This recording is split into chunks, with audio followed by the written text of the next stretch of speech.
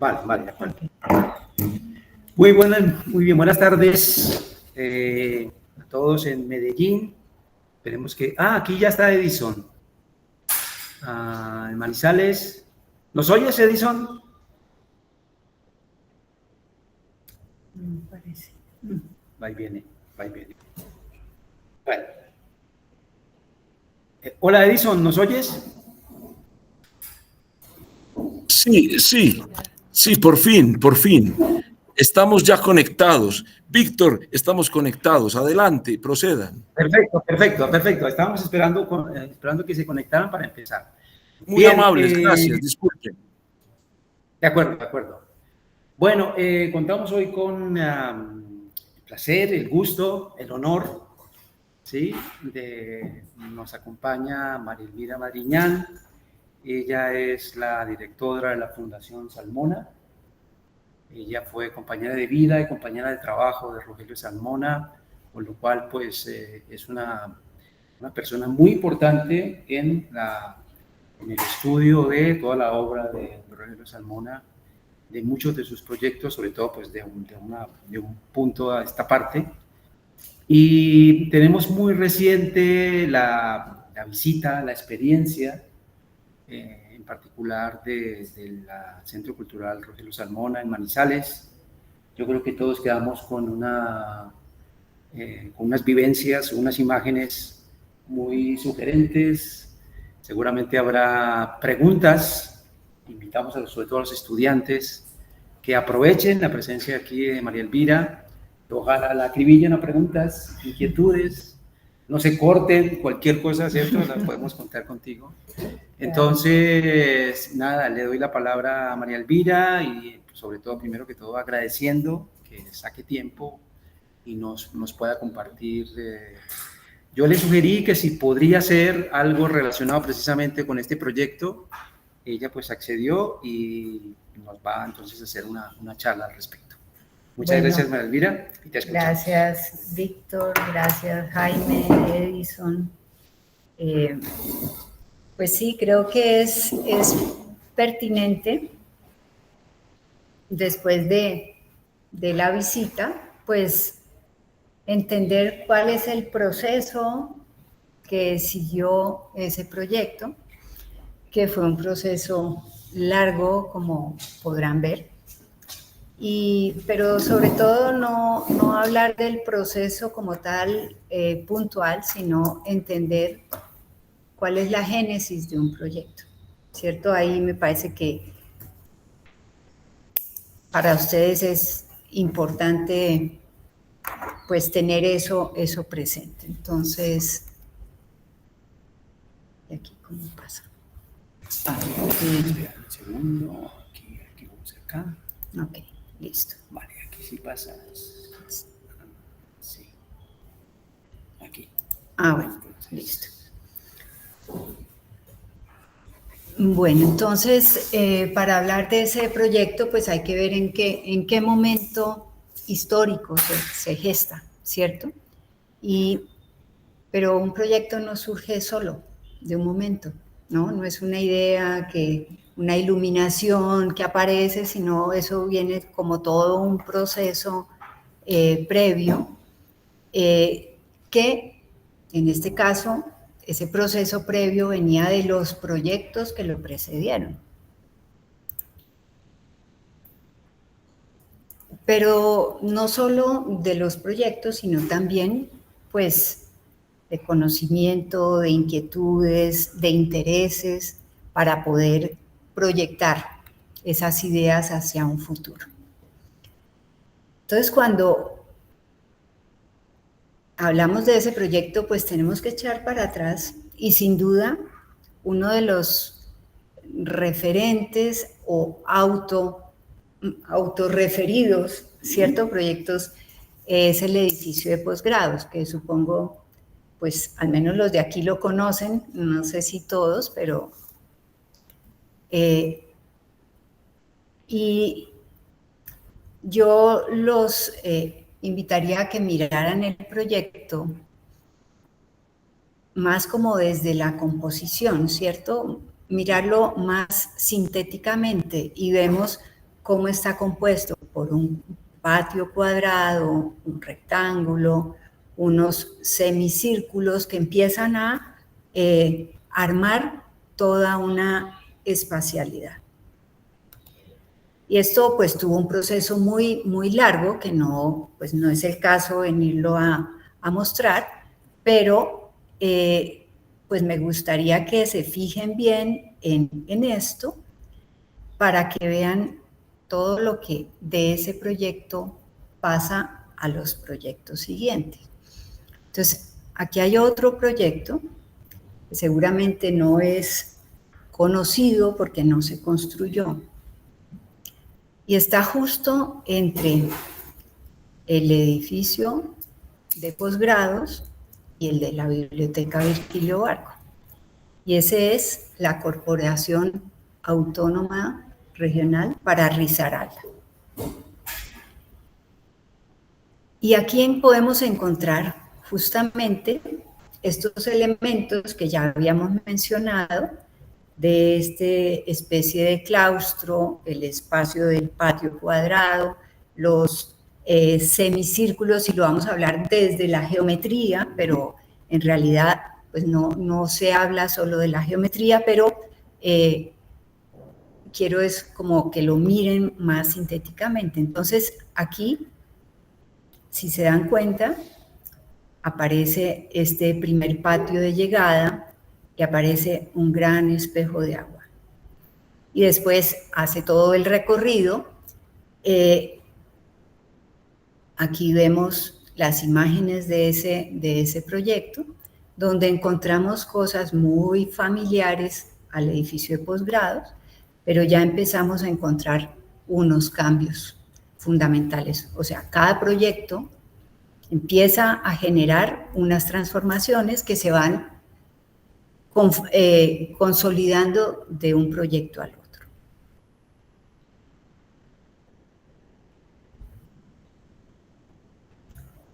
Y aquí otra imagen de lo mismo. Y después de esto viene el edificio de enfermería, que se hizo justo antes de que se hiciera el que está construido, pero aquí encontramos otra vez todos estos elementos, cómo van dando un cambio fundamental, pero están digamos, implícita esos mismos elementos que componen esa espacialidad. Y aquí vemos el edificio.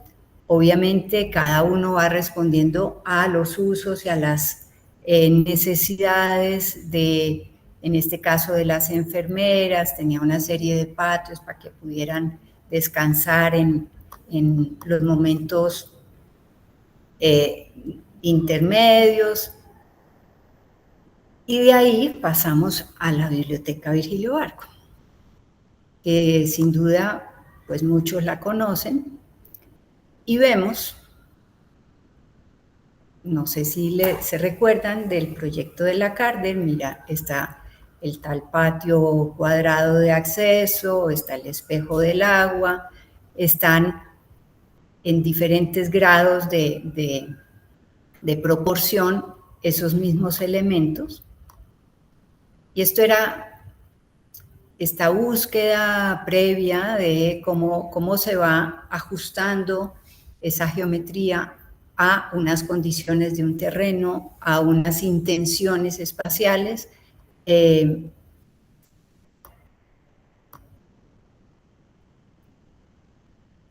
Y vemos cómo eso que en planta se veía tan sencillo, cuando se piensa espacialmente y volumétricamente, pues empiezan a aparecer todos estos elementos que le aportan y van enriqueciendo la espacialidad.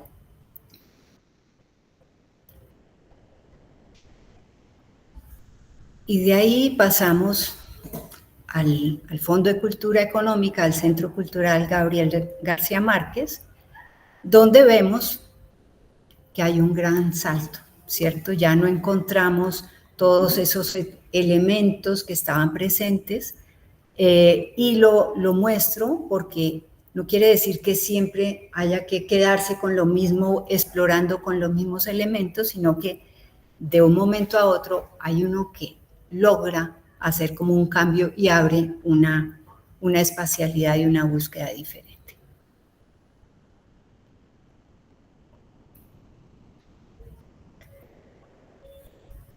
Y Moravia, que está más o menos en esa misma época, y aquí vemos que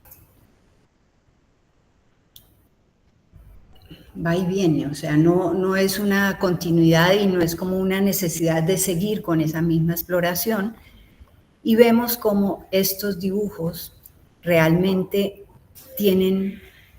son dibujos muy preliminares, pero aquí se entiende cuál es el programa, cuáles son los niveles, cómo es el corte, cuál es la búsqueda espacial de ese proyecto.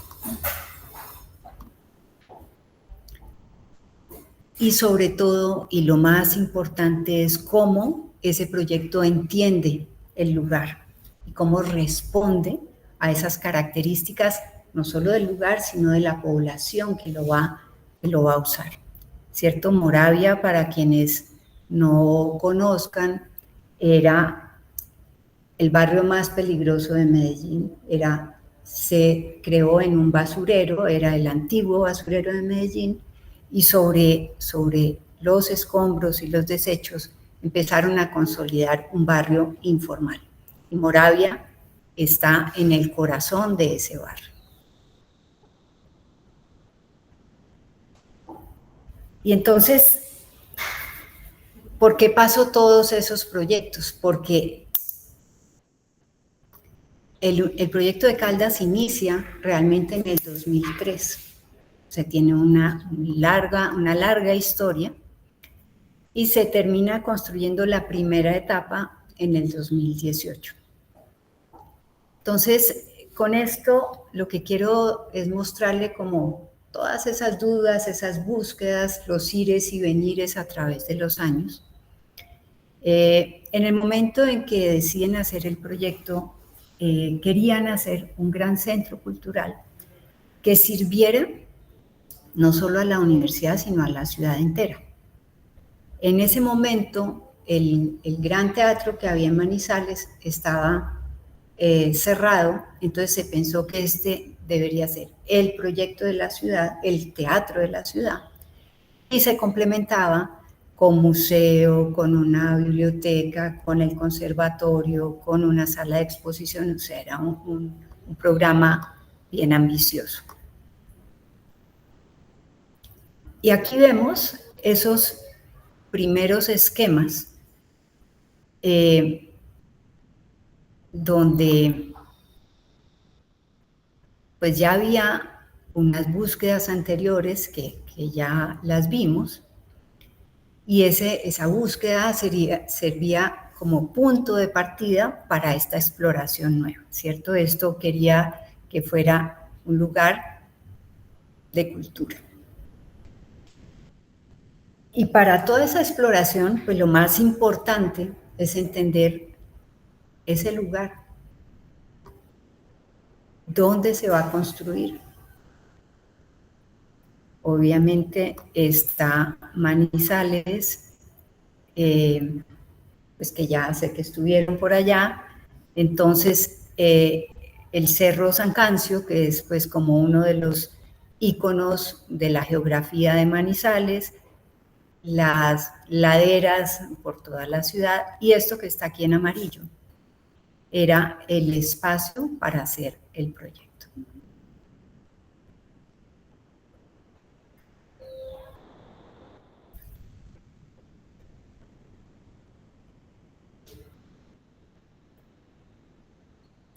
Entonces era importante entender la memoria que tenía ese lugar, ¿cierto? Ese cerro que está en la mente de todos los de Manizales. Pero no solo el cerro, sino el barrio cercano, la iglesia, que creo que es de Palestina, que queda cerca, y entender ese paisaje de la región de Manizales, que es impactante. Entonces ese terreno pues establece unas relaciones, no solo geográficas, sino también históricas, que hay que poner en valor a través del proyecto arquitectónico.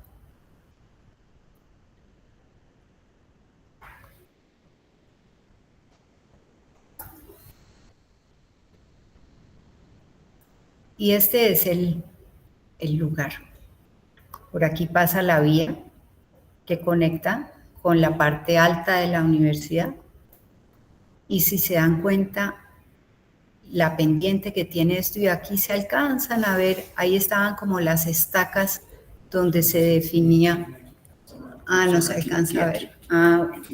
Ok. Las estacas donde se estaba replanteando el terreno. Entonces,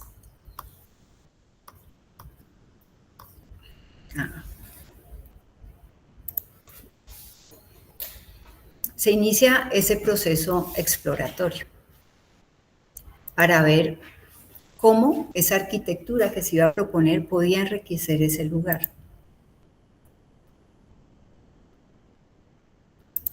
Y empezamos a ver una serie de esquemas y se dan cuenta que era una propuesta muy longitudinal. ¿Por qué? Pues porque era la única parte plana donde se podía construir. Entonces vemos que el programa está pues muy alargado, donde está el auditorio o el teatro, la biblioteca, el museo, y por acá estaba el conservatorio. Pero es importante que se fijen. No, pero no me sale. ¿Sí? Sí. Como en esos esquemas preliminares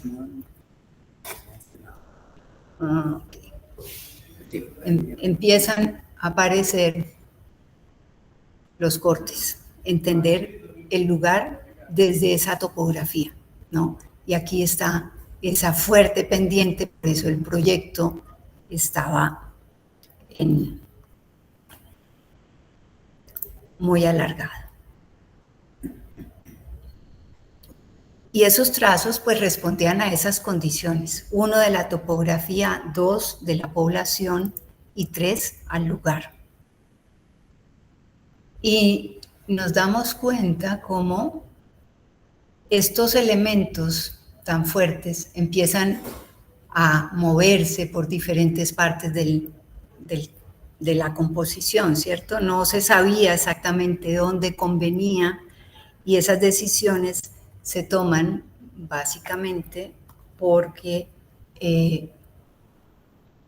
no sé cómo pasa por acá, allá, aquí, ok. Dependiendo de la dimensión del programa, de la altura que podía generar y de la relación con el paisaje, básicamente. Ahí vemos pues los cortes muy esquemáticos y cómo esas intenciones de dialogar con esa topografía. Pasamos a una etapa un poco más evolucionada. Si se dan cuenta, ya aquí hay una mayor definición en los detalles. Vemos que están los niveles, el programa, está ya todo metido en esos trazos.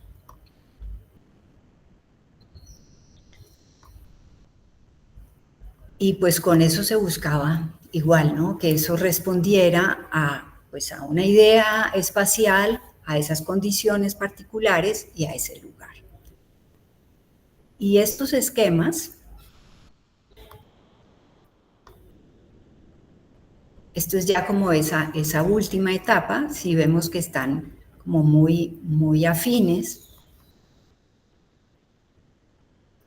Había un tema muy complejo y era cómo poder entrar al centro cultural, porque la vía estaba muy, muy alta. Y aquí vemos intentos que eran como unos caminos elevados para poder descender, porque la altura era considerable, pero bueno.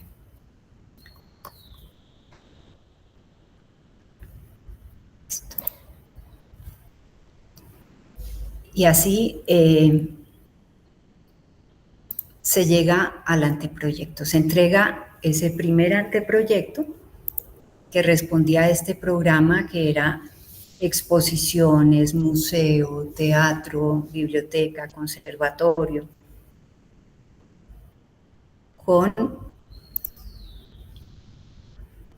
y estos planos respondían a... Ese fue el anteproyecto que se entregó en el 2004, donde tenemos que bueno, aquí está, el teatro finalmente quedó de este costado, la biblioteca quedó a la izquierda, servicios complementarios aquí, esto era el museo, y había todo un recorrido, y el conservatorio estaba desde este lado.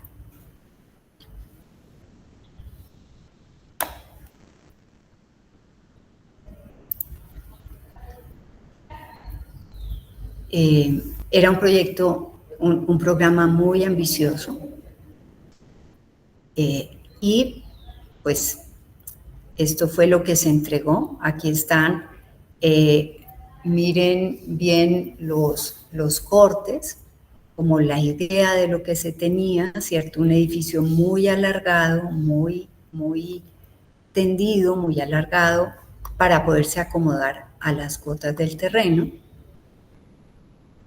Y por el otro lado era muy enterrado, ¿cierto? Aquí alcanza, verdad que no se ve, aquí alcanza a verse el punteado de donde venía el terreno, ¿sí? Y igual por acá.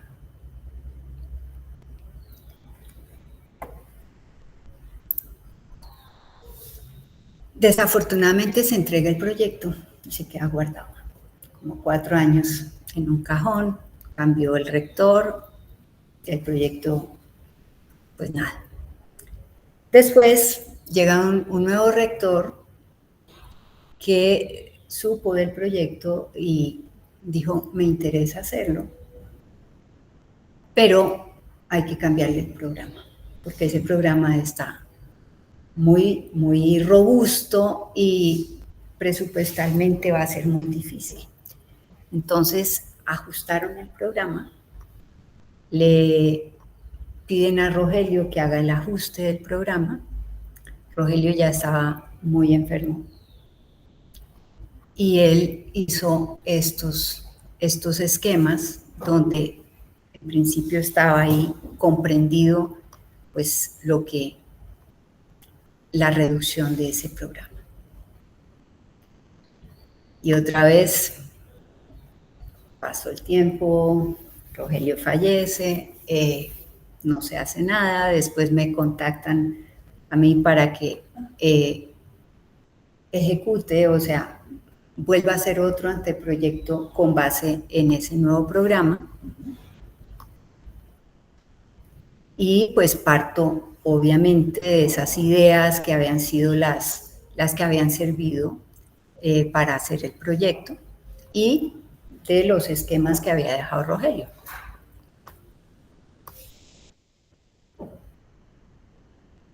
Y aquí vemos la dimensión del proyecto, pues que es enorme, ¿no?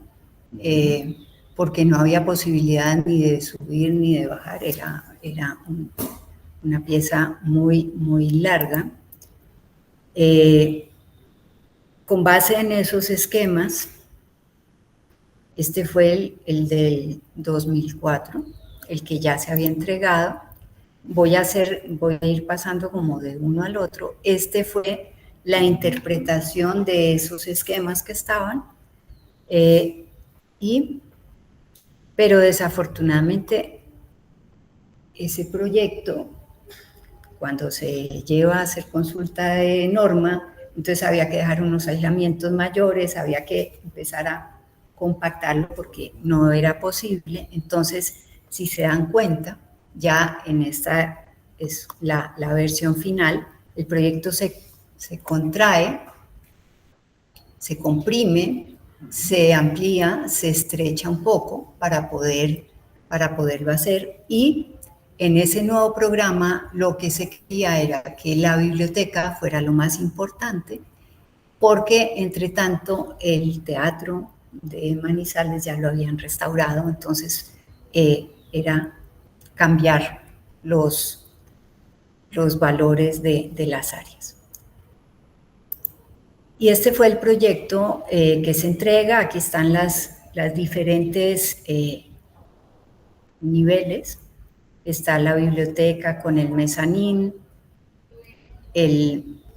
pero surge también otro tema, y es que cuando se va a sacar la licencia, dicen, si ustedes no tienen la plata para todo el proyecto, pues no pueden pagar la licencia completa, entonces hay que partirlo.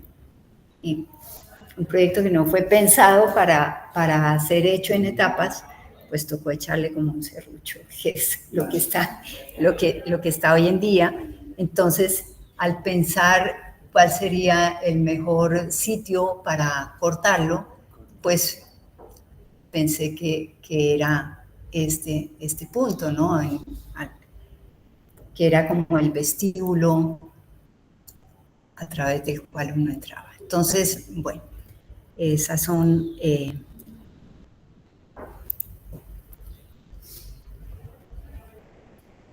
y aquí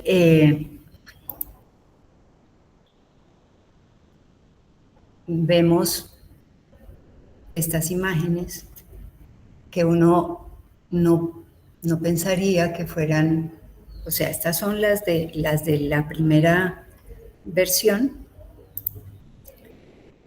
y estas son las de la segunda y estas son las de la tercera. O sea que en todas el espíritu del proyecto es el mismo, o sea, había que mantener ese proyecto, pero pues habría que hacer los ajustes para que pudiera responder a esas condiciones. Este fue el que ya les mostré y este es el final.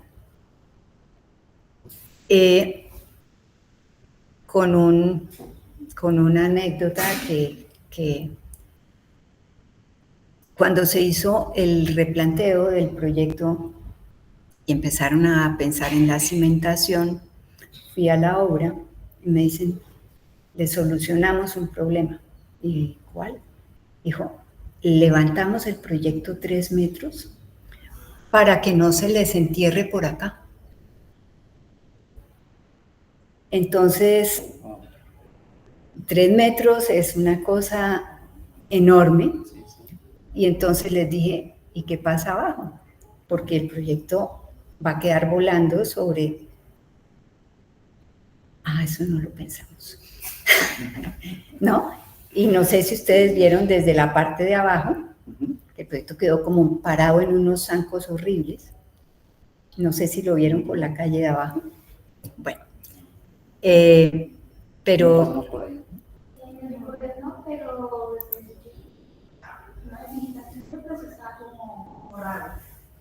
Bueno, entonces, pues en ese proceso, pues lo que hice fue reflexionar, decantar, imaginar para poder hacer el proyecto que se había pensado, pero donde realmente pues ya esas ideas pudieran evolucionar también, ¿no? No estar amarrado de cómo era lo que se había pensado, sino ya era mi proyecto con base en esas ideas. Y esta fue el tema que les digo de el corte, pues porque ¿cómo se corta un proyecto de esos en etapas? ¿cierto? Teniendo ese espacio tan longitudinal. Entonces, pues lo único que se me ocurrió fue en ese punto, porque ahí después tiene que tener doble estructura, eso viene todo un problema complejo. Y aquí pues ya vemos cómo está la biblioteca. ¿Cómo es que pasa allá? Se me pierde. Ya, listo. El área de la biblioteca se vuelve mayor, todo esto se vuelve el conservatorio, el teatro, y esto es parte del conservatorio. Y todo este bloque son servicios complementarios, que es un auditorio pequeño, sala de exposiciones, cafetería.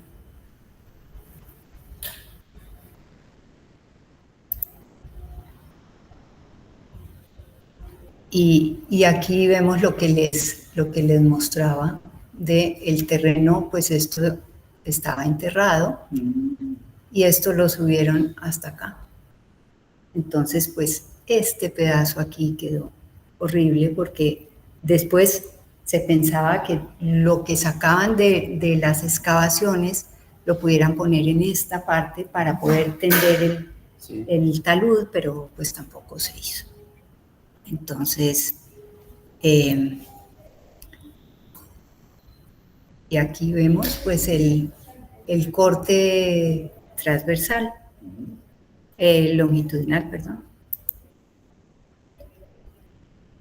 donde vemos pues que ese espíritu del proyecto es el mismo, pero ahí venía un tema complicado y era cómo se hacía un proyecto en una ciudad donde no había ni tradición de manejo del ladrillo, ni manejo del concreto, y donde no estaba tan cerca como para ir y venir, ¿no? Entonces, pues, ¿qué tocaba hacer?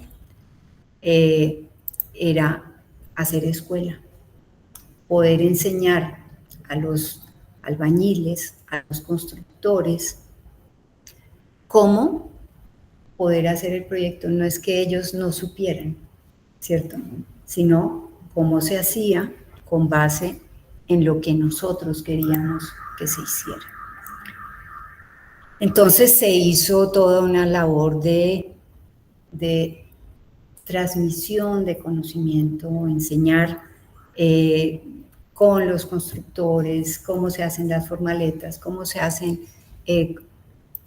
ponen los ladrillos, porque obviamente en Manizales pues querían que se hiciera con mano de obra de Manizales, ¿no? Entonces, listo, hagamos un ensayo, empecemos con un muro de ladrillo y con eso vemos la capacidad de los albañiles. Se hizo el muro de ladrillo y era un poco lamentable.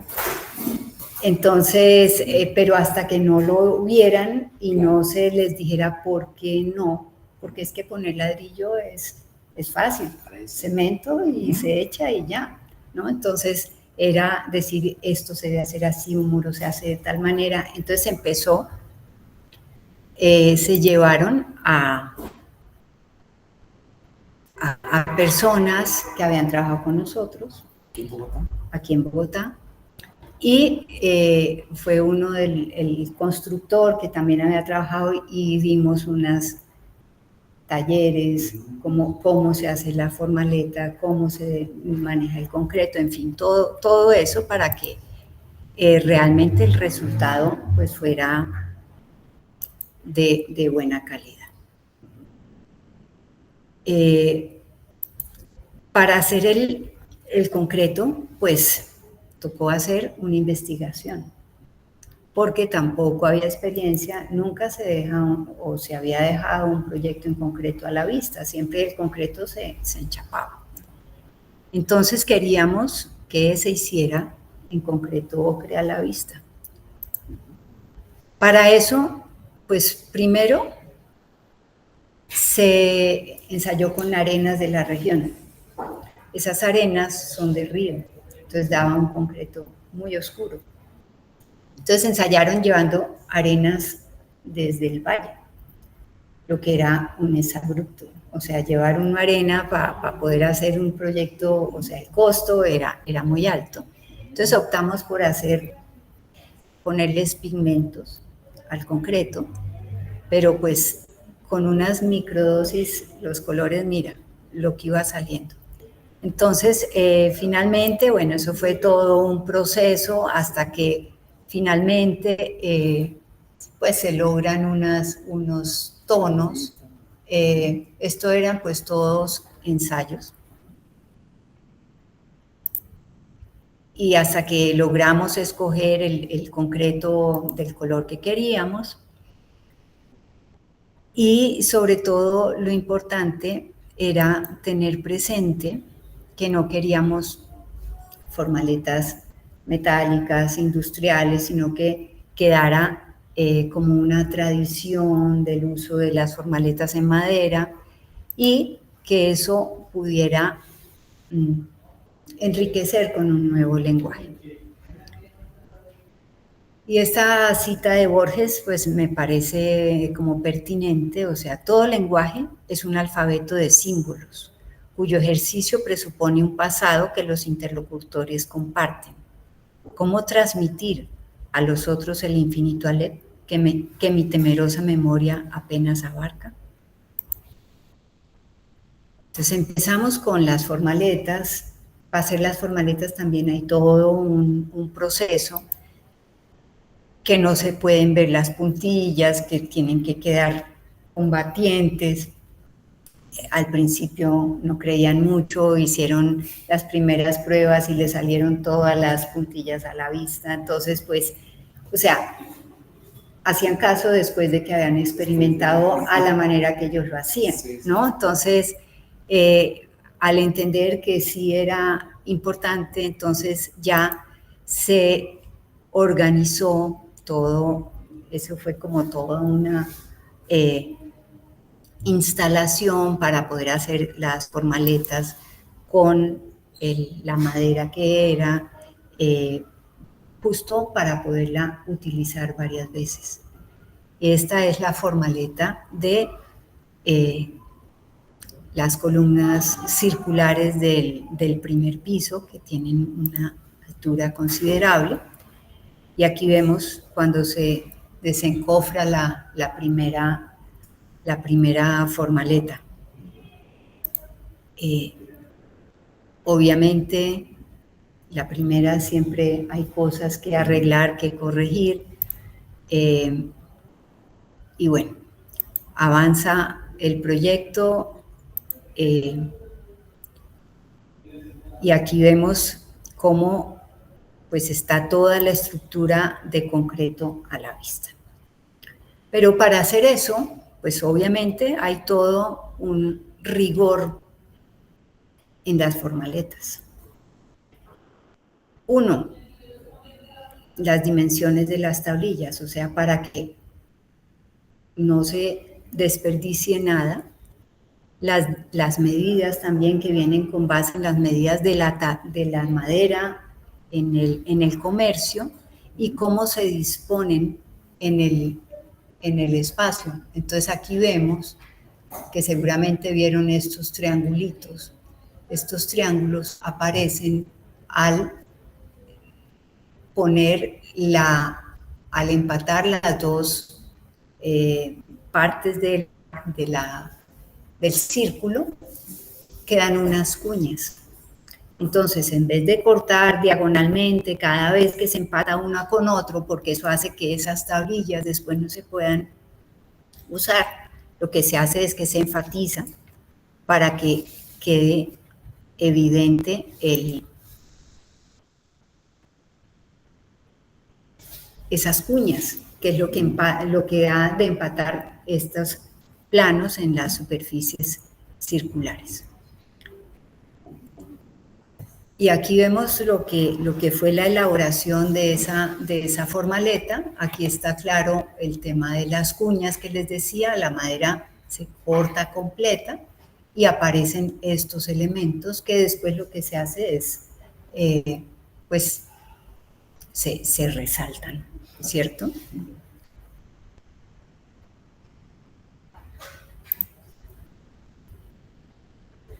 Aquí. Ese fue uno de los últimos espacios porque le tenían mucho miedo a hacer esa especie de copa o no sé cómo se llame, ¿no? Y pues vemos todo el proceso de elaboración. Y aquí cuando se saca, se desencofra, ¿no? Donde se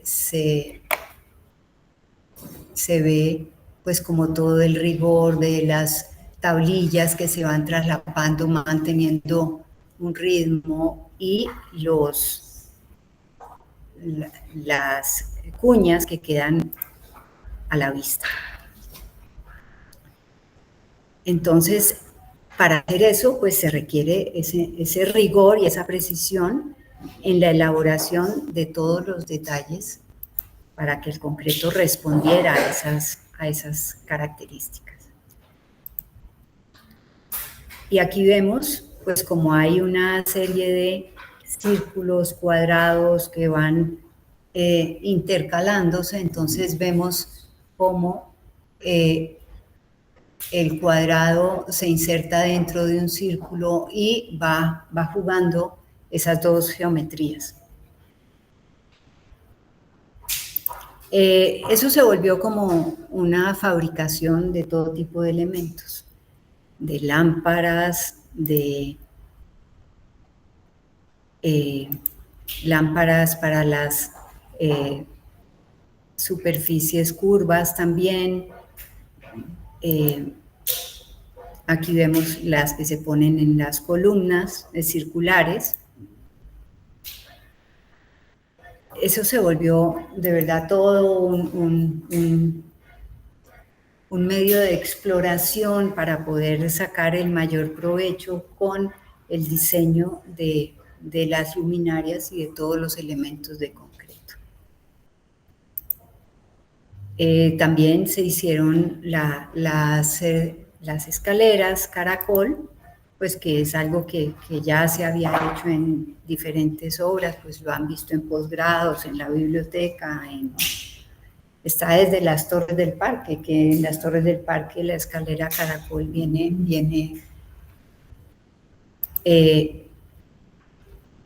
y aquí está pues la elaboración.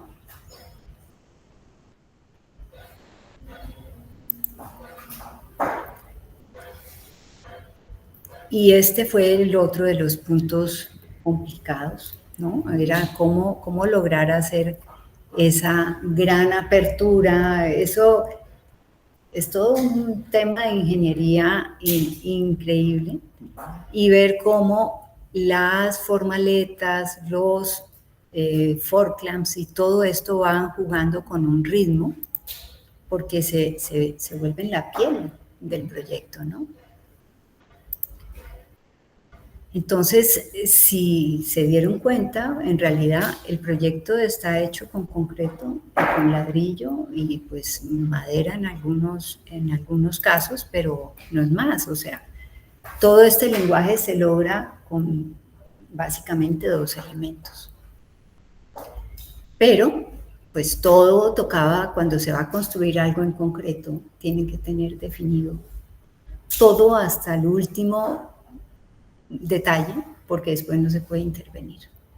Entonces ahí todo el tema eléctrico, todo es un tema, uno dice, es rápido, se funde y ya queda, pero si te faltó algo, la huella en el concreto es irreparable, ¿no? Entonces, aquí vemos también la importancia de la luz, de cómo el edificio se percibe diferente a cualquier hora del día, y porque la estructura, en vez de esconderse, la estructura se vuelve parte importante del proyecto.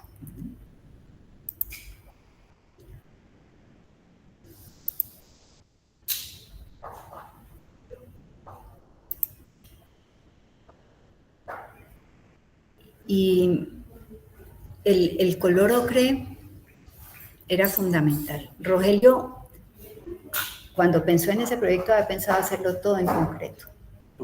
Todo en concreto. Y cuando me tocó a mí, dije, no hay posibilidad, imagínese eso mal hecho, y toda la fachada y todo, dije, no, hacemos miti-miti, o sea, que el concreto quede en la estructura a la vista y el ladrillo se vuelve la envolvente. Pero aquí vemos también la importancia de las transparencias, la profundidad que da esas aperturas de un lado al otro, el estudio de la iluminación que se vuelve fundamental y la luz natural, que realmente el concreto se vuelve un lienzo en el cual se va dibujando el paso de la luz y el paso del tiempo.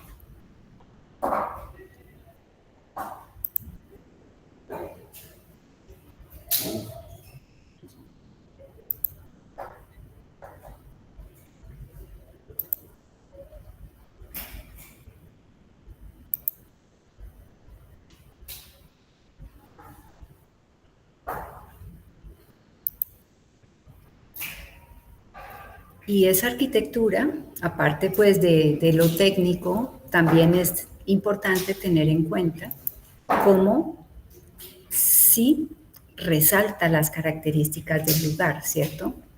El Cerro San Cancio sigue siendo importante, pero esa relación con el cielo, con las estrellas, es algo que se mantiene. Y no sé si les tocó este óculo con el sol, empieza a darle vueltas alrededor. El aro del sol va dando vueltas a este espejo de agua. No sé si les tocó, pero bueno. Una serie, una especie de exposición en ese momento. Ah, ok. Ya. Y cómo cada ventana resalta ese paisaje que es lo más imponente de ese lugar. Y si eso se hizo con el concreto, hicimos lo mismo con el ladrillo. El ladrillo en Manizales era un ladrillo, el rojo convencional de siempre. Pero ese ladrillo con el concreto ocre, el contraste era muy fuerte. Entonces logramos desarrollar con una empresa ladrillera de allá un ladrillo más claro que jugara con el color del concreto que ya habíamos decidido. Entonces también se hace esa investigación, se hicieron muchas pruebas, ellos querían casi que dejarlo como un baldosín brillante, así todo pulido. Entonces yo, no, desbarátelo un poco, hasta que finalmente salió el color que queríamos. Y aquí se lee claramente cómo casi que todo el cerramiento es ladrillo y esto que es parte de esa estructura se deja en concreto. Aquí no hay enchapes en las columnas se dejan todas a la vista. Y también logramos que nos fabricaran las piezas de jambas y alfajías que habían desarrollado Rogelio. Ellos hicieron como esta maquetica y después la fabricaron y con eso pues ya se hace se completan las piezas para hacer como formar ese lenguaje que ya se venía desarrollando.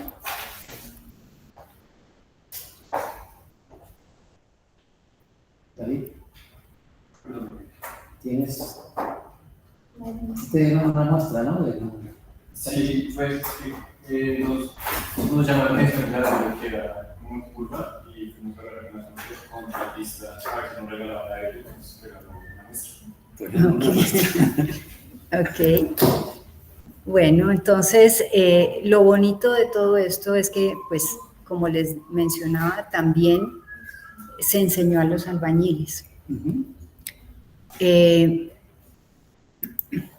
Y es importante entender que así como en la poesía hay una métrica que es la que hace que conjugue y que logre armar como esa resonancia, pues en la arquitectura y en los muros de ladrillo también. Y que esa métrica se hace con esa sabia combinación de piezas.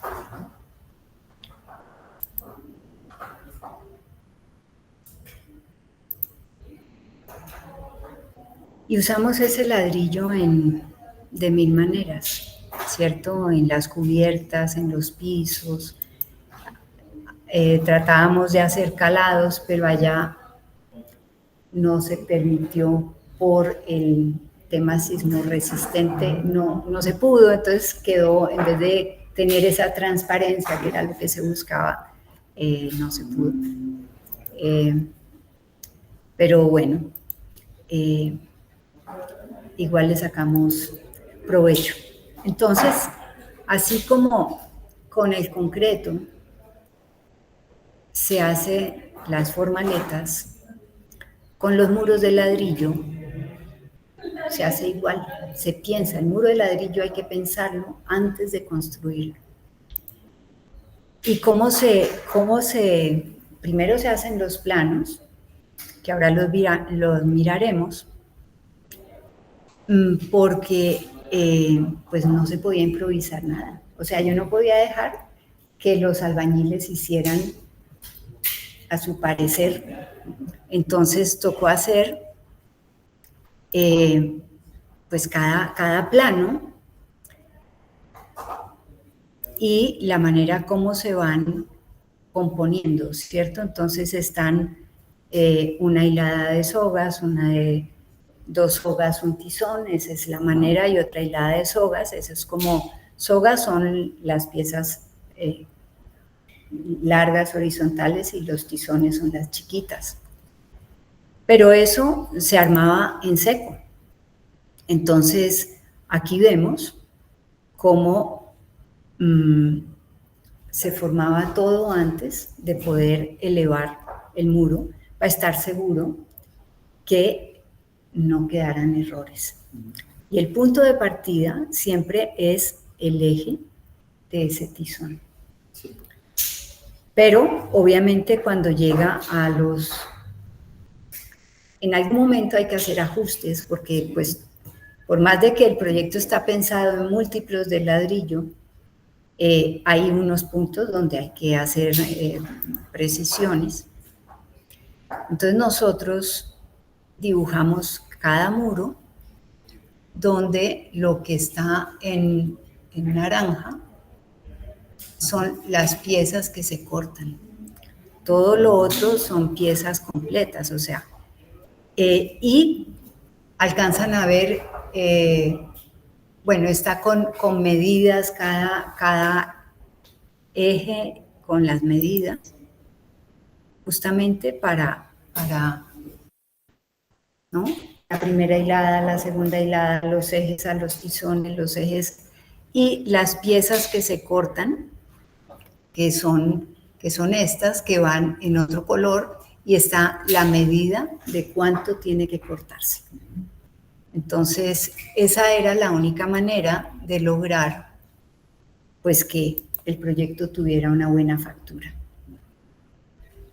Y así está, muro por muro, para lograr ese control. Y aquí está, pues, ya la ejecución, la complejidad por el tema sismo resistente en Manizales, que pues se volvía muy denso. Y pues obviamente para llegar a eso también hay que pensar muy detenidamente todos los cortes de fachada, toda la información de dónde es concreto, dónde es ladrillo. Estas son todas las hiladas múltiplos de 7 que son los que dan las alturas de las placas de todo el proyecto, está con base en estos niveles.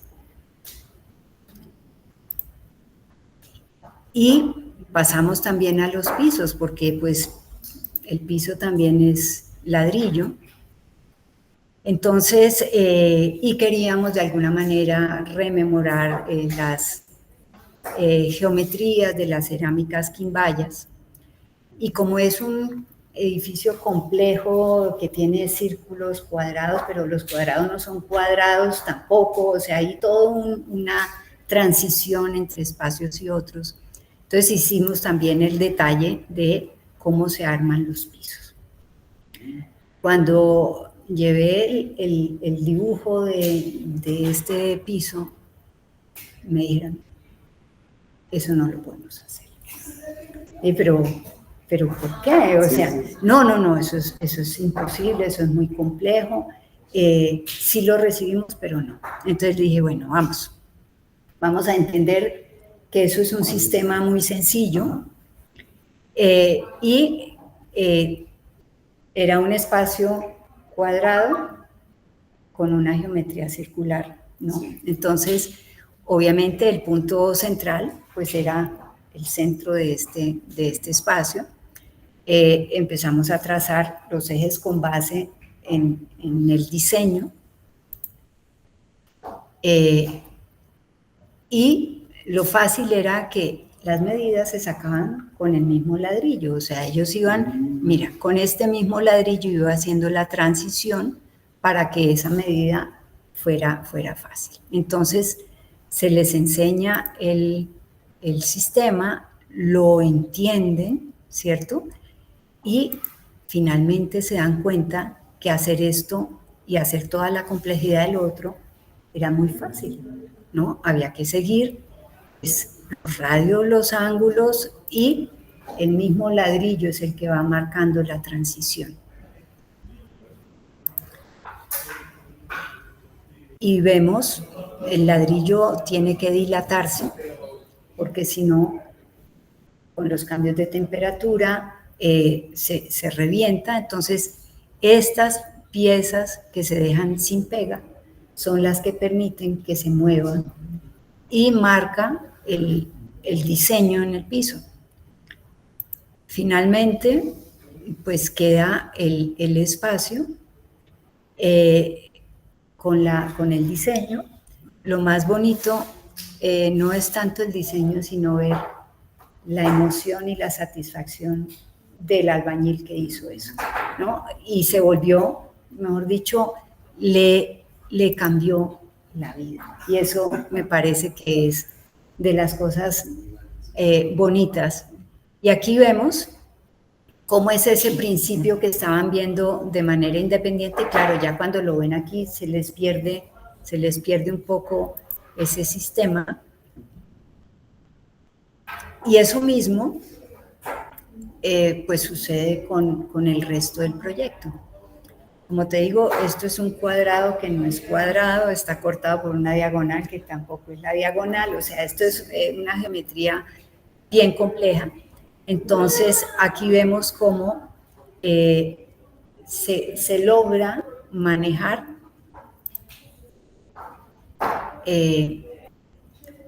con una parte circular que es la que termina aquí con estas columnas y la parte que se logra pues hacer todo el diseño circular.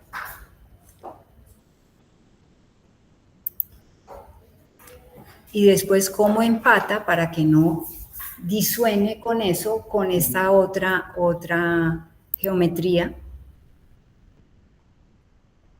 Y así, espacio por espacio, ¿no? Entonces aquí vemos como esos principios geométricos, los espacios que dejan más dilatados para que se permita la movilidad, y en algunos puntos pues lo que se hace es que se enfatiza el cambio de dirección entre una geometría y la otra. Y esto pues es como componer con un compás, pero con unas piezas un poco más, ¿no?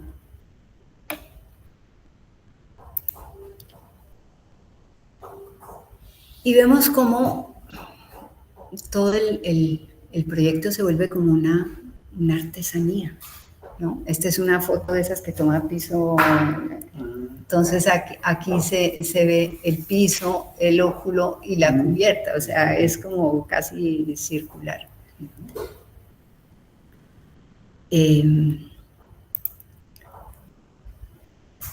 Y pues lo importante es ver cómo se le saca el mayor provecho a los materiales para que capten la luz, para que de alguna manera esos pliegues se vuelvan parte de la vivencia del proyecto, ¿cierto? Porque vivir el proyecto es recorrerlo, disfrutarlo y descubrirlo.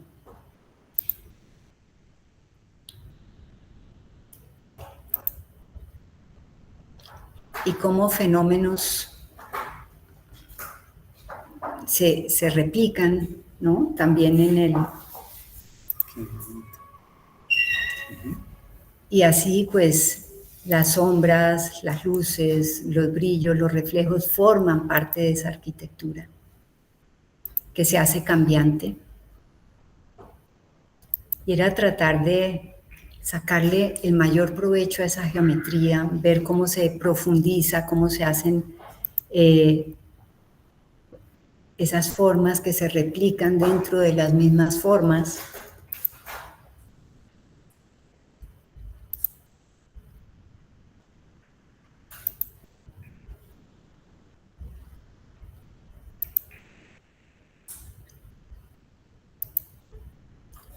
Y cómo la naturaleza es parte fundamental, ¿no?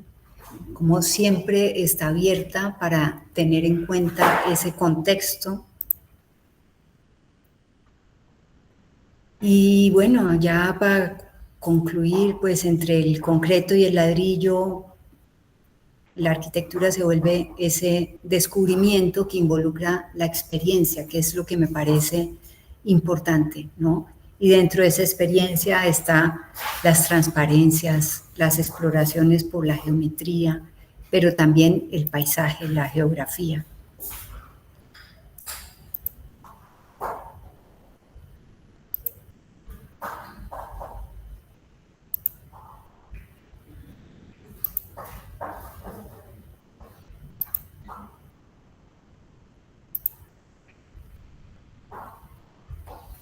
Y dentro de ese lenguaje, pues también está el agua, el tiempo, el ladrillo.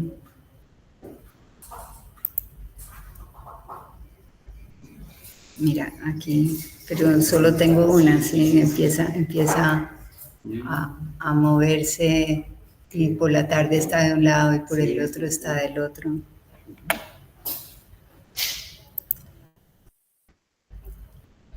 Y lo importante de esa obra es que hay que recorrerla para descubrirla, pero también hay que leerla. Y casi como si fuera un poema que se lee entre sus muros.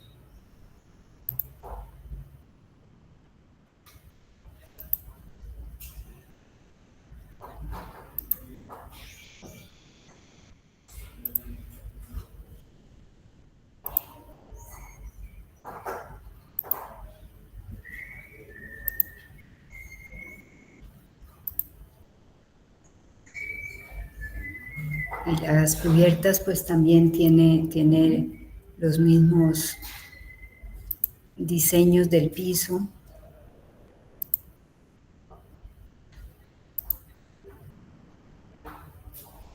Y cómo el edificio lo que se logra es que sea muy bajo para no impedir la vista de la ciudad hacia sus cerros, ¿no? Por eso se hace en la parte plana, baja, para que el Cerro San Cancio siga siendo elemento más importante en ese contexto. Bueno, y entonces, pues nada, esto es simplemente mostrar que con amor, pasión, compromiso, logran sacar un proyecto arquitectónico que tenga de verdad, que responda a un lugar, a un contexto y a unas condiciones, pero sobre todo con una calidad. O sea, el tema de la mano de obra es fundamental. Entonces, bueno, pues. Muy bien. Muchas gracias, María Elvira. Damos paso entonces ahora. Yo me voy, Víctor, disculpa, Sí. Es que realmente esto es un privilegio el que acabamos de presenciar, porque acabamos de estar en la obra y tenemos, digamos, la demostración, la explicación, que es mucho más profunda, y yo estoy tan emocionado de verlo que lo único que se me ocurre es pedir un aplauso para María Elvira. No sé.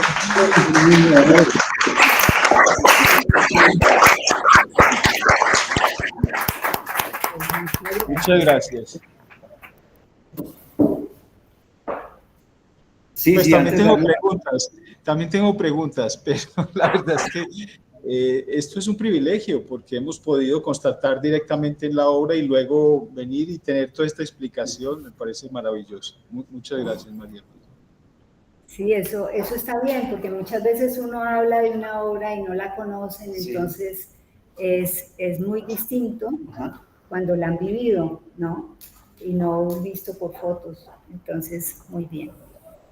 Yo tuve la misma sensación, la semana pasada de emocionarme recorriendo el edificio, teniendo la vivencia directa, pero hoy tuve la emoción de escucharte, porque realmente es que es muy valioso, ¿no? Tenemos un testimonio directo de cómo se hace un proyecto y tú transmites esa emoción, ¿no? No solamente el resultado, sino el proceso, ¿no? Donde está involucrado pues, tu manera de ver, cómo se ha también transmitido esa misma pasión al operario. Sí. Es una cosa muy humana, ¿no? Esta cosa de transmitir el conocimiento, de que ese conocimiento sea también factible, de ser transmitido de una mente a la otra, el que finalmente está involucrado con el hacer, está, digamos, alineado con toda una filosofía, ¿no? Se ha podido contagiar ese espíritu que en últimas es el que está contenido de manera misteriosa en la obra, ¿no? Y lo bonito de eso es que sí se hizo escuela, ¿no? Entonces ya los albañiles se cotizaron, ya no eran los que ayudaban al otro, ya sacaron al bogotano y siguieron ellos, y o sea, que eso es enseñar un oficio, que eso es lo que realmente me parece bonito. Sí, sí, sí. Ahora, yo no he vuelto a Manizales, no sé cuántos de estos albañiles hayan podido hacer obras por allá que deje su huella. A lo mejor Edison sabe por allá cómo va. Pero se fueron todos para Bogotá. Sí. Dime. Quedaron también instruidos que se nos los llevaron para Bogotá todos, no quedó ni uno acá. Qué triste. Bueno, vamos a dar entonces paso a las preguntas. Creo que Jaime tiene levantada la mano, no sé si algún estudiante quiere... Susana, aquí en Medellín, tiene una pregunta. Adelante. Bueno, hola. Tienes que acercarte para que te escuchen bien allá. Mi nombre es Susana y pues primero quería agradecer pues por esta charla, porque sí es verdad que cambia mucho la perspectiva de estar en el edificio y luego ver cómo inició, cómo se construyó. Precisamente cuando estuve allá pues tuve muchas dudas y las resolví acá, entonces es muy chévere. Y la pregunta sería, porque al inicio nos mostrabas como unos esquemas del inicio del proyecto, como de la idea básica, y nos hablabas de unos elementos como que muy básicos al inicio, pero se entendían que eran como, esta es la biblioteca o este es el teatro, y quería saber cómo esos criterios que se establecieron para que esto fuera cambiando, como que estos elementos fueran cambiando, o que se descartó para que esto fuera cambiando, o cómo fue como esos parámetros para que respondieran como a los factores que influían en el desarrollo del proyecto. Pues realmente ese es un proceso, digamos, ese es un proceso de Rogelio, ¿cierto? Donde siempre esa exploración la hacía de mil maneras. ¿Por qué? Porque él quería estar seguro cómo la conjunción, porque fíjate que esos elementos no es que yo esté jugando con uno y otro suelto, sino todo eso arma una estructura y esa estructura es lo que le da la cohesión al diseño. Entonces, en esos ires y venires, se parte de esas primeras ideas que después con el tiempo se descartan, ¿cierto? En la medida que esas ideas se van, y por eso mostré esos esquemas iniciales que los ven, que es un marcador y muy poca información, y ver cómo eso después se va decantando, que eran estos esquemas que mostré al final, que estaban más como con color, Prismacolor, con unas medidas más precisas, porque si bien el punto de partida es como el área que ocupan estos elementos fundamentales, como puede ser la biblioteca o como puede ser el teatro, que son tan contundentes, que esos casi que son los que marcan la definición de ese contexto. Entonces, por eso, si los ponía a un lado o los ponía al otro, eran decisiones que ya al final, cuando se vuelve y se mira el lugar, se toma, uno va, pues cuando hace una aproximación, uno va descartando cosas, ¿cierto? Y va quedándose con lo que le parece que da esa espacialidad que enriquece más el proyecto.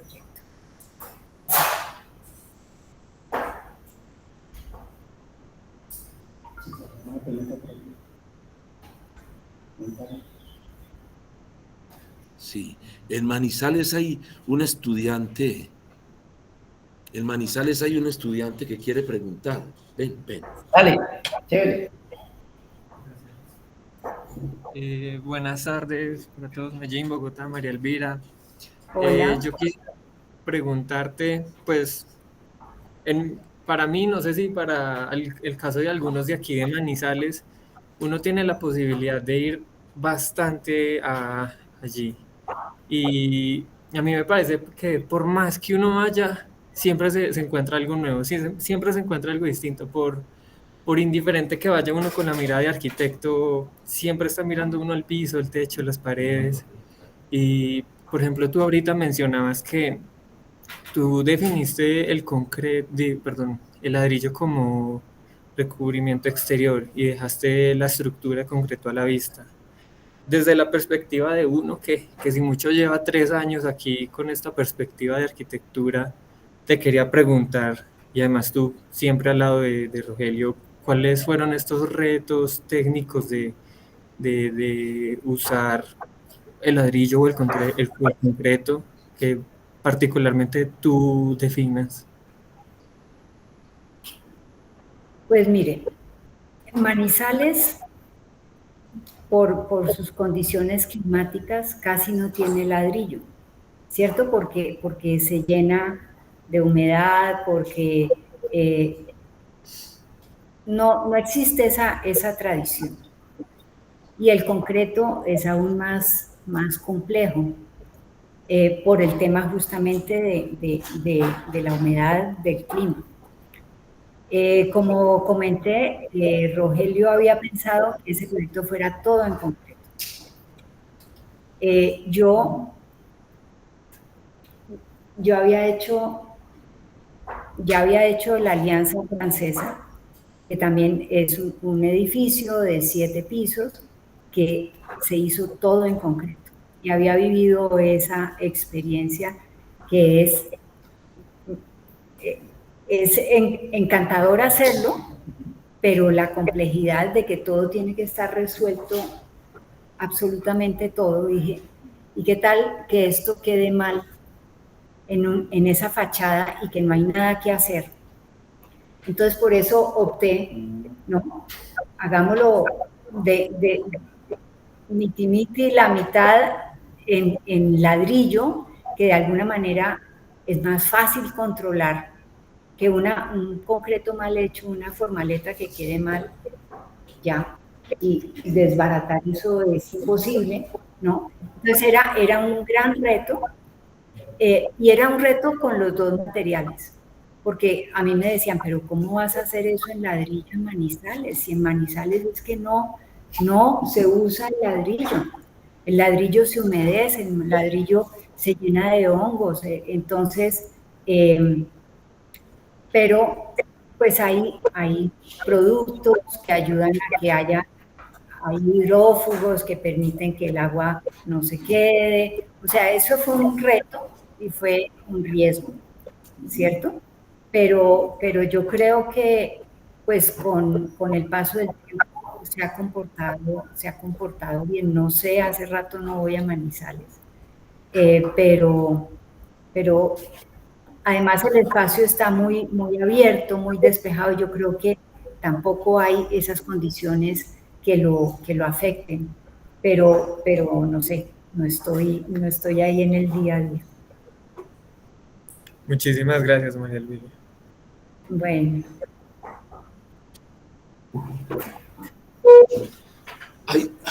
Hay otra pregunta desde Manizales. La puedes atender, María Elvira. La puedes atender. Bueno, ven acá. Claro. Aprovecha esta. Hola, buenas noches. Hola. Yo quería hacer una pregunta con respecto a lo de los 3 metros, pues que tuvieron que levantar el edificio. Me genera como mucha duda porque pues vimos una imagen casi al final del edificio y cómo se veía como en la parte trasera posterior del edificio, y pues me pongo a pensar, yo digo, bueno, no sé si el edificio al ser 3 metros un poquito, pues a ser más abajo, esos 3 metros ayudaban que digamos que el Morro San Cancio se viera mucho más como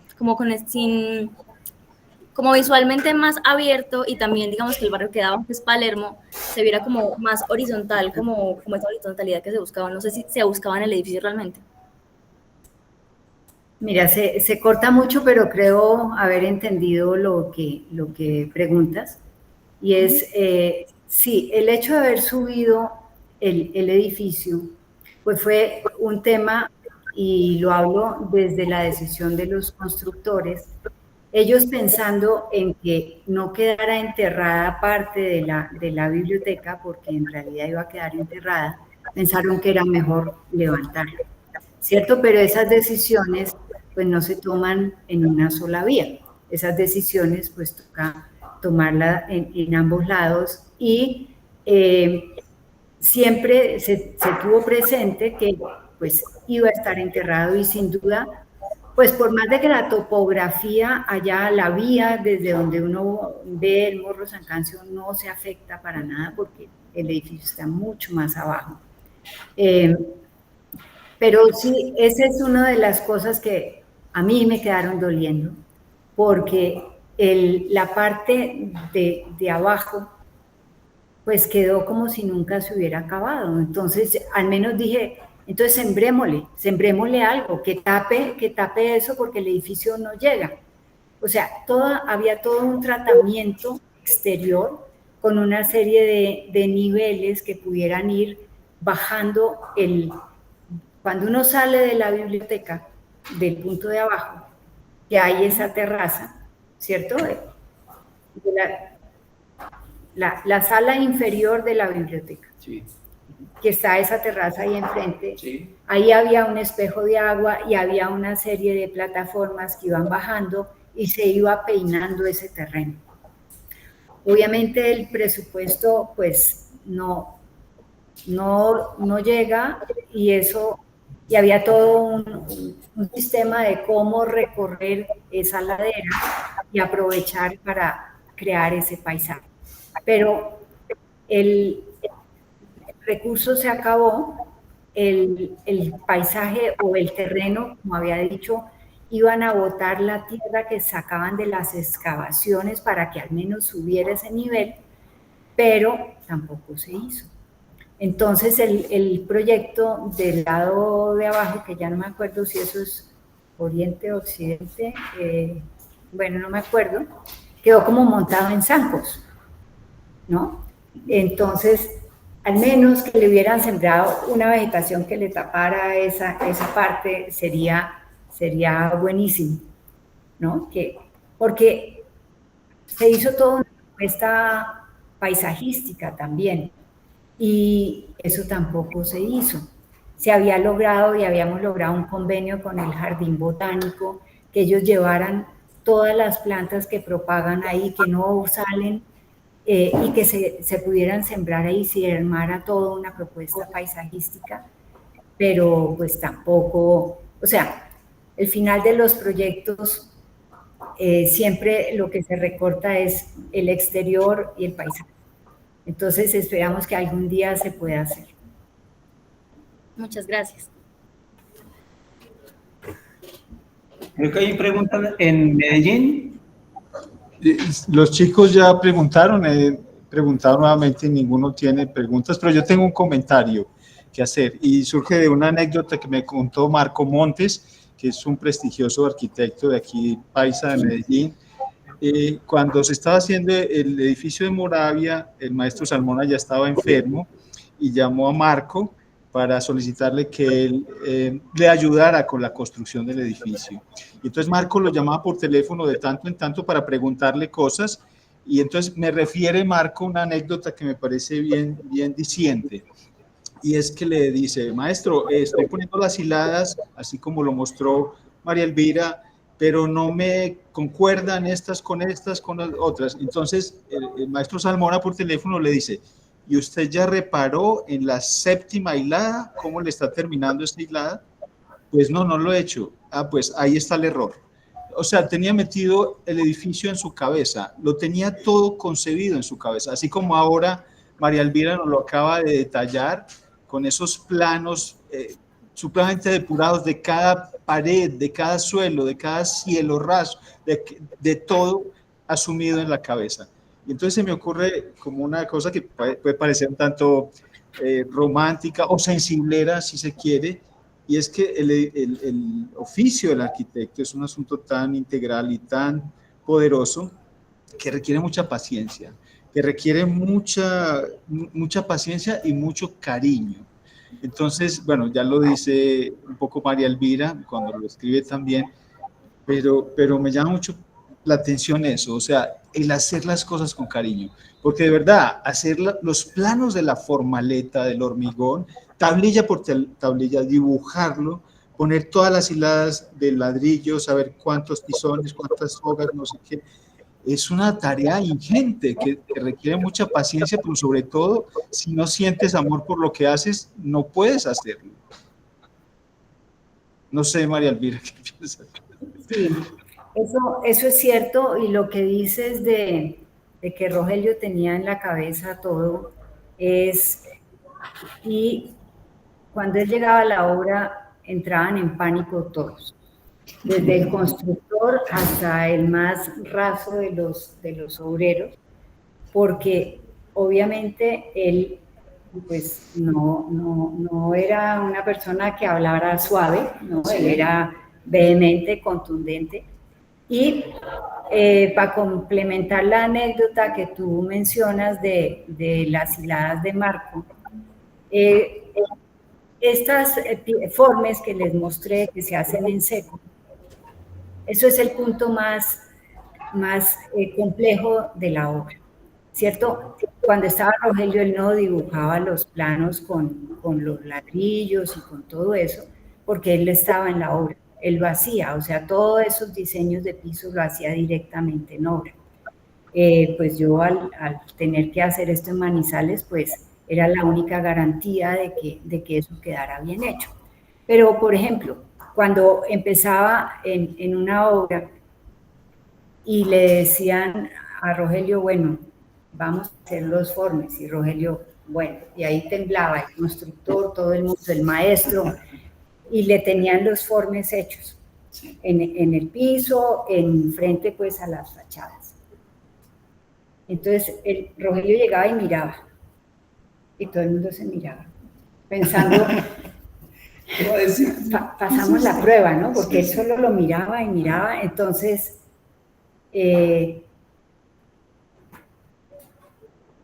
¿cómo está, doctor?, le decía el maestro. Pues mal.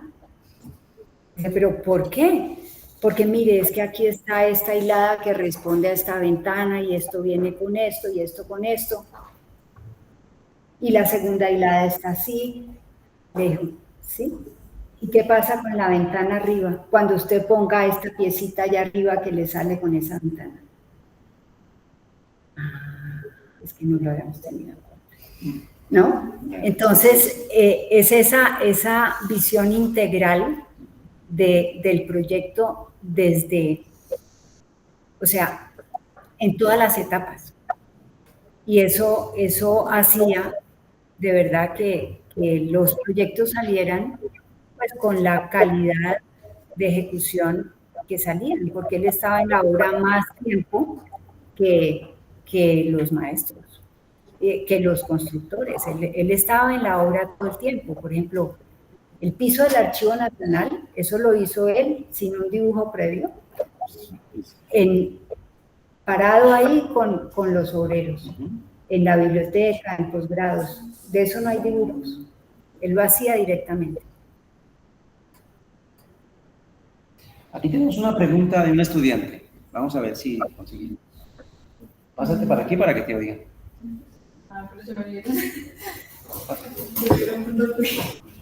Sí, pero a lo mejor no sé bien. Hola, María. Hola. ¿Cómo estás?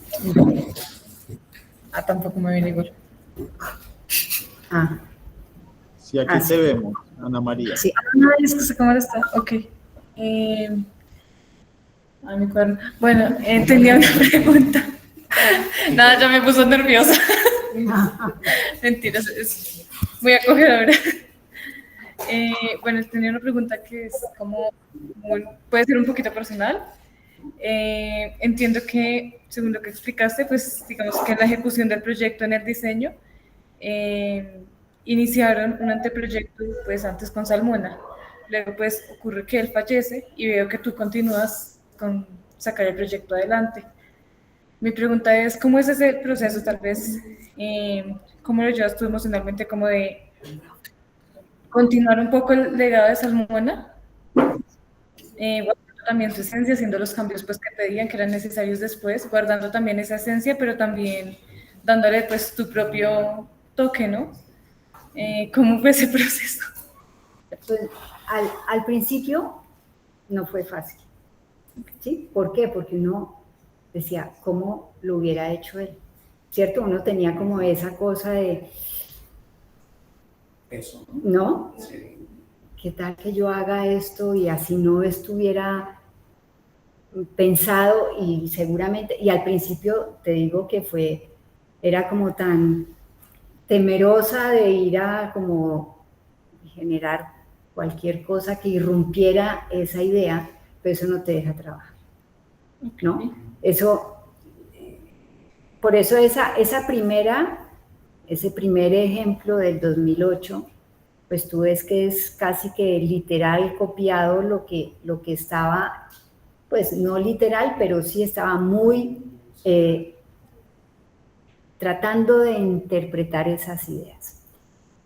Pero llegó un momento en que hice eso y dije, no, pues si el proyecto sigue, y pues que no fue inmediato, entonces pues ya también hubo un tiempo de maduración y un tiempo de concreción y de entender que pues ya Rogelio no está, ya el proyecto no es de él, el proyecto evoluciona, y evoluciona sin estar como con esa duda de cómo lo hubiera hecho.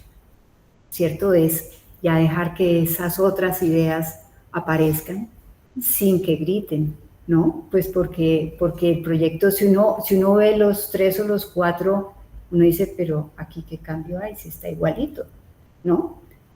pero son cambios sutiles que siguen construyendo con base en lo mismo que se había pensado, pero ya así dando como el paso siguiente, ¿cierto? Así como mostramos que el Fondo de Cultura de golpe es una cosa que irrumpe un poco con lo que venía de la biblioteca del Centro García Márquez, pues aquí cogió un camino que es como el camino de mi interpretación de lo que debía ser la arquitectura para ese lugar, pero sin alejarme de lo que estaba. Y ese es, pero pues es una buena pregunta porque es un tema complejo. Sí, sí. Sí. Hay otra pregunta aquí de otra estudiante.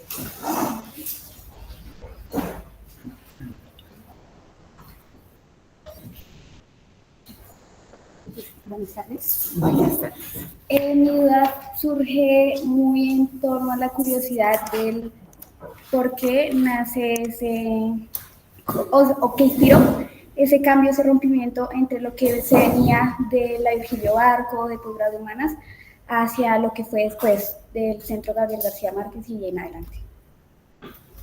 Mira, eso es difícil y de golpe lo respondo con ejemplos. Si uno mira la obra y la mira desde Torres del Parque, ¿cierto? Y ve los proyectos que vinieron antes de Torres del Parque.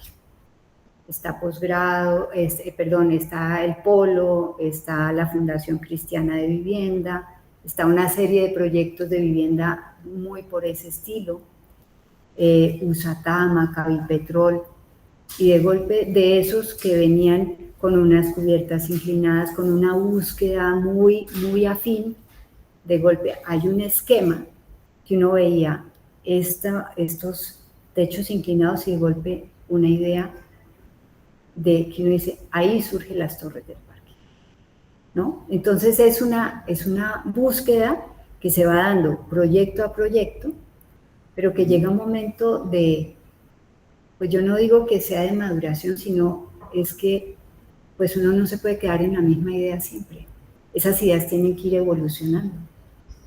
Y en el momento en que evoluciona, y podemos mirar cada 10 años la obra de Rogelio, mira, después de las Torres del Parque, que vienen una exploración totalmente distinta.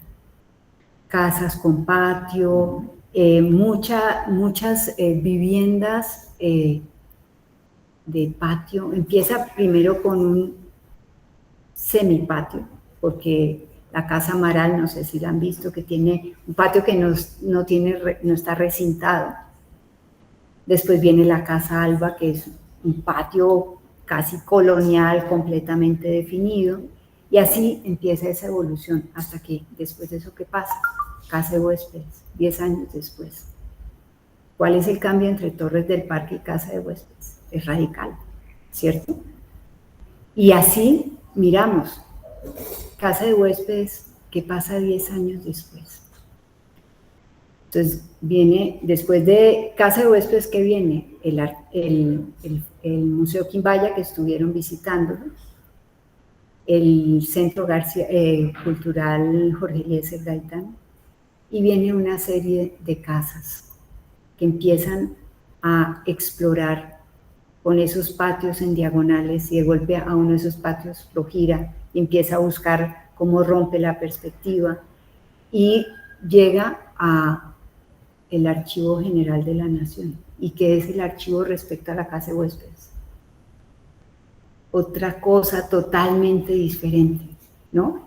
Y así, uno tras otro, pues es que no es que uno se quede con esa misma idea, sino que las ideas van evolucionando, también depende de lo que uno mismo se imagina, del conocimiento, de la exploración, de la cultura que tiene y de lo que sabe que puede aportar.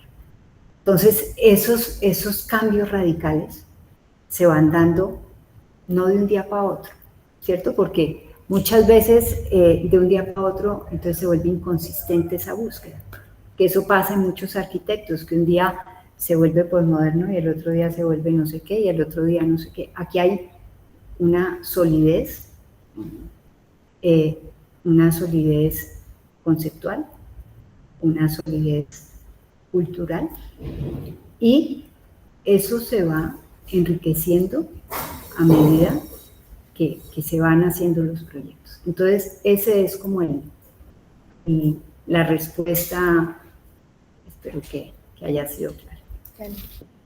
Bueno. Hay una pregunta allí de Manizales. Edison. No hay más estudiantes con preguntas, pero yo quiero intervenir también, yo quiero decir algo. Dale, Edison, muy bien. Gracias.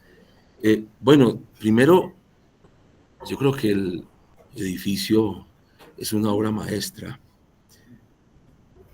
una total obra maestra, y yo no sabía tantas intimidades porque la Universidad de Caldas mantuvo el proceso muy hermético. Yo me enteraba por los lados de que María Elvira estaba haciendo un esfuerzo titánico, precisamente lo que vimos hoy, pero es la primera vez, y estoy muy conmovido por eso, que reconozco la dimensión de ese esfuerzo. Es absolutamente abrumador, no lo puedo manifestar sino cuando, por ejemplo, traje a Carlos Naranjo alguna vez y a Ricardo Daza y luego María Elvira no se imagina la cara que pusieron Víctor y Jaime cuando estuvieron hace una semana, la sorpresa de estos arquitectos que son todos muy ilustrados y que conocen, yo creo que la mayoría muy bien la obra de Salmona y tuya en este caso, lo describe todo. O sea, ellos me decían, pero es que no nos imaginábamos esto. Claro, yo les dije, vamos a ver un edificio de Salmona con los estudiantes, y además fuimos una cantidad enorme de estudiantes, yo me llevé mi curso y todos los que vinieron de Bogotá y Medellín. Y nos dieron un recorrido espantoso, una señora muy ignorante,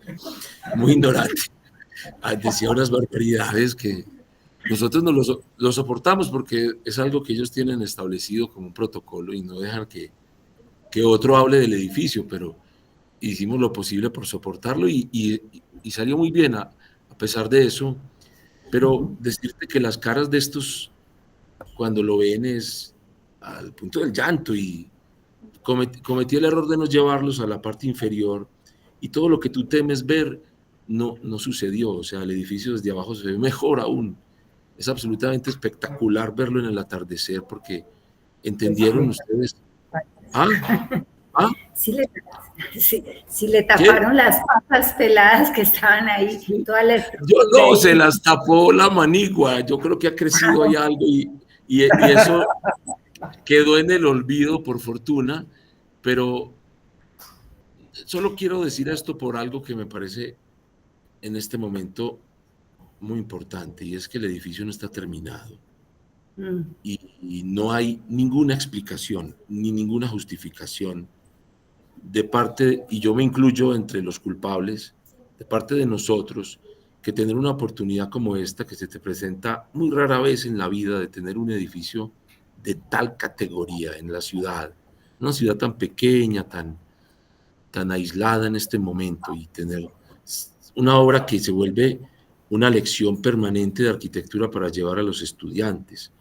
Hablo de mi caso, pero también de traer a otras gentes y decirles con mucho orgullo, mire lo que tenemos aquí, lo que logramos aquí.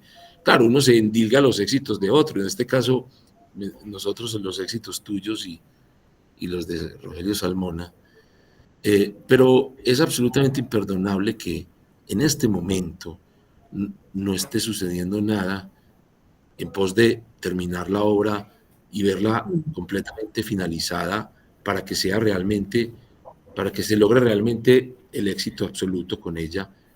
Que claro, ustedes como tienen tantos Salmonas y tantos edificios, y los tuyos, los que estás terminando ahora de él, no conozco exactamente qué está sucediendo, pero me imagino que debes estar en el mismo plan de terminar con tu mano lo que hacer el otro, no sé, 50%, no sé, lo que falte de todos estos otros proyectos. Pero lo que sigue entonces es, a partir de esto, detonar casi una crisis institucional y que el rector vaya por la plata, porque es cuestión de plata y ya. O sea, el proyecto está y tú estás ahí y tú tienes tu oficina, entiendo, todavía montada para que el día que llegue el reto, pues se haga lo que toque hacer y finalizar los planos que haya que hacer y culminarlo. Yo creo que eso es lo que sigue ahora, y nos cabe una responsabilidad a nosotros en presionar desde cualquier esfera, en la nuestra académica, porque pues no tenemos ninguna potencia política, pero créanme que toca y que debe hacerse. Yo allá hice un alarido cuando estuvimos en la visita, un poco grosero, pero que sentí que era necesario, de la barbaridad que hacen con el espacio central donde está el gran óculo, la lucarna y todo esto que es absolutamente maravilloso, y le ponen ahí unos actos infames con unas pantallas horrendas, y allá pues yo le dije a ellos, no hagan esto más, es absurdo que metan en esta obra maestra que debe estar limpia a la vista para que entre la luz, pues esas tonterías de que se volvió pues un escenarillo ahí para hacer cualquier acto, que para eso está el otro auditorio que ustedes diseñaron, que está muy bien, uno muy lindito, ahí. Y entonces, claro, también hay que estar en la lucha con ellos, porque no saben eso. Y claro, tú no has podido volver, pero qué bueno que pudieras enseñarles, de un poco decirles, bueno, no, el edificio es lo que se hizo, pero lo que también hay que mantener de él en las circunstancias, pues. Bueno, quería decir eso para alentar a los estudiantes, que si no somos nosotros, ya María Elvira dijo, mira, entre el primer dibujo que hizo Salmona y el último que yo hice, o sea, los diseños que tú terminaste, son 15 años. Yo hice una cuenta ahí, 2003, 2018, 15 años. Sí. No importa no importan los años. Yo creo que varios de los que están aquí sentados van a ser protagonistas del éxito de esta iniciativa, y si faltan otros 15 para terminarlo, esperemos que nos toque verlo. Entonces, de mi parte, un agradecimiento infinito del acto humilde que significó tu dedicación a esta obra maestra, porque no tiene otra manera de mencionarse. Quería decir eso nada más. Gracias, Edison. Muchas gracias. A ti, gracias. Muy bien. Sí, pues lo bonito de eso, que empezó al principio como con cierto, pues, nadie, pues llegaba yo a todo este equipo y esta que, y aquí cómo nos va a enseñar. Claro, si nosotros somos constructores, si nosotros hemos hecho una cantidad de obra, y hay una anécdota del primer día que fui a conocer el equipo, y entonces me dicen, bueno, tenemos una visita, vamos a hacer una visita, y yo, bueno, ¿y a dónde me van a llevar? No, vamos a ver una obra, y yo, bueno. Y llegué a la obra y yo decía, ¿y aquí qué me van a mostrar? La obra, el concreto, el color del concreto, ¿qué? Porque, a ver, si es el concreto, no es el color. Espero que no haya sido una obra mía, espero que no haya sido mía. ¿Sabe qué? Que lo peor es que la obra era del interventor. Ah, caray. Y entonces entré, pues, en reversa, ¿no? Yo decía, a ver, por la calidad, pues no es. Porque mire, esta formaleta no coincide con la otra, no hay un rigor, no hay un orden, no hay no sé qué. Si es el color, pues tampoco, porque estamos buscando no sé qué. Y yo sí veía que todos se miraban, pero pues yo como no sabía ni quién era. Y después me dicen, es que esa era la obra estrella del interventor, y yo... con el interventor. Empecé mal. Oye, tú sabes que Martín, el dueño de la constructora, de la ladrillera, después de esto, él hacía un solo ladrillo, era horrible, un ladrillo ahí quemado, horrible. No. Horrible. Y luego, ahora, tú no sabes la transformación de lo que es el dueño de esta ladrillera. Él le vende, por ejemplo, los ladrillos al hijo de Bermúdez, le compran aquí, porque está haciendo unos ladrillos preciosos, claro. Está sacando unos clinkers divinos, y el señor quedó absolutamente enamorado de esta actividad y tiene un laboratorio para hacer unos ladrillos. No te imaginas la calidad de lo que saca hoy, pero es impresionante. Bueno, yo me acuerdo, él al principio, no, es que quería que fuera como cerámica de baño, brillante, así pulida. Yo le decía, no, y sacaban muestras, no, es que no está bien pulidita, me decía yo. Bueno, finalmente lo logramos, pero yo creo que pues yo les abrí el mercado más impresionante porque distribuyen a Bogotá, a Medellín, a no sé dónde, porque ese color ocre ya aquí en Bogotá no lo fabrican. No lo fabrican. Entonces ellos se han vuelto los distribuidores de todo el mercado, pues de la obra de Rogelio, y de los que quieren usar ese tipo de ladrillo, porque ya aquí no fabrican 4x26 tampoco. No digas, increíble. Es increíble. No te imaginas lo que está haciendo él. Unos ladrillos preciosos. Y a partir de ese momento, claro, fue para dar un cambio filosófico y es su vida ya. Y es su vida. No, qué bien, gracias. Otro agradecimiento más porque no, todo esto sabemos que salió de este momento, sí.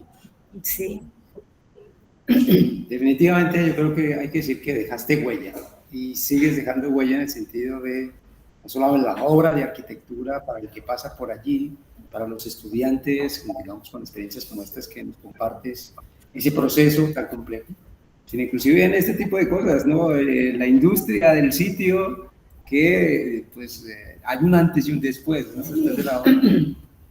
Sí, eso es bonito. Ahora hay un rector muy político. Yo propongo algo. Hagamos una carta solicitándole, ¿están de acuerdo? Sí. Una carta que diga, señor, dígnese a terminar el edificio, por favor y gracias, ¿sí? Y hagámosla firmar por todos los arquitectos de Colombia. Eso funciona. ¿Estás de acuerdo? Lo propongo. Una carta diciendo. Aquí también la firmamos. Perdón. Aquí también la firmamos. Aquí también. Gracias, Jaime. Muchas gracias. Es una tristeza que eso quede como serruchado, porque es que además esa fachada sí es lamentable. No.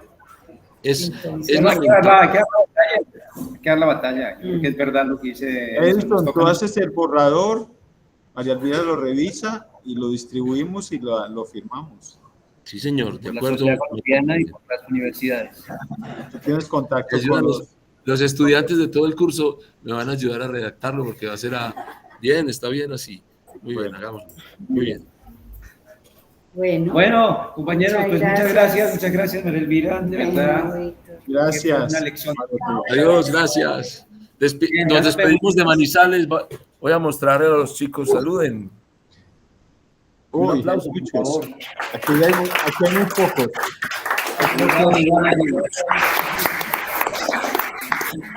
Aquí hay muy pocos, pero también agradecen y bueno, ya se fueron la mayoría. Gracias, de verdad. Un abrazo, cuídense mucho. Bueno, ya nos vemos en 8 días. Chao. Chao.